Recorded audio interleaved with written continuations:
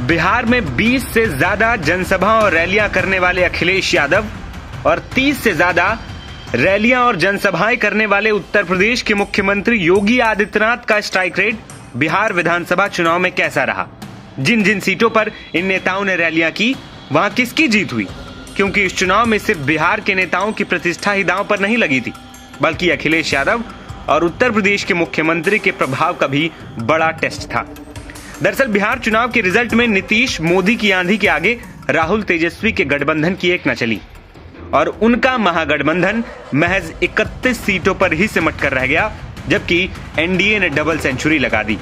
बिहार चुनाव में उत्तर प्रदेश के मुख्यमंत्री योगी आदित्यनाथ ने 31 जनसभाएं और रैलियां की। समाजवादी पार्टी के मुखिया अखिलेश यादव ने किसी भी सीट पर चुनाव लड़े बगैर बिहार में महागठबंधन के लिए 25 सीटों पर प्रचार किया और इन सीटों पर आए परिणामों में एक बार फिर यूपी के सीएम योगी आदित्यनाथ अखिलेश पर भारी पड़े और उनकी प्रचार वाली सीटों पर जीत का स्ट्राइक रेट 87% से ज्यादा है, जबकि अखिलेश यादव का स्ट्राइक रेट महज 16% रहा। सीएम योगी ने जिन 31 सीटों पर प्रचार किया, उनमें से 27 सीटों पर एनडीए ने जीत हासिल की, जिनमें तमाम ऐसी सीटें थी जहां एनडीए कमजोर थी। तो दूसरी ओर सपा अध्यक्ष अखिलेश यादव ने 25 विधानसभा क्षेत्रों में 8 दिन लगातार जनसभाएं की। इनमें से महज 4 सीटों पर ही गठबंधन ने जीत हासिल की। अखिलेश जिन सीटों पर प्रचार करने गए, उनमें से रघुनाथपुर, बोधगया, रफीगंज और बिस्फी में राजद के उम्मीदवार जीते। लेकिन यहाँ एक और दिलचस्प आंकड़ा देखने वाला है। बिहार की 3 ऐसी सीटें रहीं जहां योगी और अखिलेश दोनों ने सभाएं की थी। इसमें सिवान की रघुनाथपुर, पूर्वी चंपारण की मोतिहारी और मधुबनी जिले की बिस्फी विधानसभा क्षेत्र शामिल है। इसमें अखिलेश यादव भारी पड़ते नजर आए। रघुनाथपुर और बिस्फी सीट राजद ने जीत ली, जबकि मोतिहारी पर भाजपा के प्रत्याशी की जीत हुई। दिलचस्प संयोग यह रहा कि बिहार में राजद ने 25 सीटें ही जीती और अखिलेश यादव ने भी 25 सीटों पर ही चुनाव प्रचार किया था। हालांकि राजद ने जो 25 सीटें जीती हैं और जहां अखिलेश ने प्रचार किया, उनमें 4 सीटें ही कॉमन है। इस तरह से कह सकते हैं कि जहां अखिलेश का स्ट्राइक रेट 16% रहा, वहीं मुख्यमंत्री योगी आदित्यनाथ का स्ट्राइक रेट 87% रहा। यानी साफ है कि सीएम योगी यहां भी अखिलेश यादव पर भारी पड़ते नजर आए। इसके अलावा ये परिणाम दर्शाता है कि योगी फैक्टर, हिंदुत्व पिच और गवर्नेंस इमेज ने बिहार में एनडीए के लिए बड़ा काम भी किया। जनसभाओं में उनकी लोकप्रियता और भाषण शैली ने स्पष्ट रूप से मतदाताओं को प्रभावित किया और जमीन पर वोटों में तब्दील भी किया और इसका असर ग्राउंड पर रैलियों में दिख भी रहा था। हर जनसभा में सीएम योगी का जोरदार स्वागत, बुलडोजर से फूलों की बारिश और आरती तक उनकी उतारी जा रही थी। वहीं सिर्फ अखिलेश यादव और मुख्यमंत्री योगी आदित्यनाथ ही नहीं, बल्कि बसपा प्रमुख मायावती भी बिहार चुनाव में कैमूर जिले की भभुआ सीट पर प्रचार करने गई थी।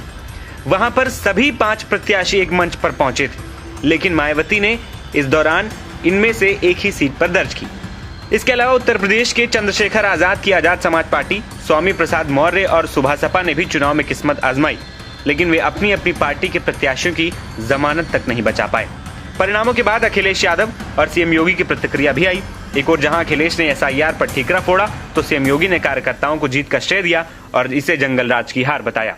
बिहार की जनता जनार्दन ने जो फैसला किया है, प्रधानमंत्री मोदी जी के मार्गदर्शन और नेतृत्व में डबल इंजन की एनडीए सरकार विकास, सुरक्षा और सुशासन के लिए कैसे कार्य करती है और कैसे कार्य करना चाहिए, बिहार की जनता जनार्दन की द्वारा लोकतंत्र की प्रक्रिया में भाग लेकर के कल जो जनादेश दिया गया है, इसके लिए मैं बिहार की जनता जनार्दन का भी हृदय से अभिनंदन करता हूं।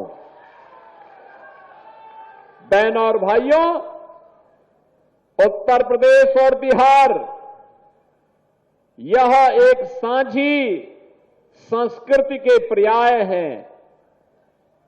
प्रभु राम और माता जानकी का पवित्र संबंध जितना अटूट है, उतना ही उत्तर प्रदेश और बिहार का संबंध भी अटूट है, मजबूत है और धरती आबा जैसे राष्ट्र नायकों के प्रति हमारी श्रद्धा और हमारा सम्मान का भाव भी उतना ही मजबूत है।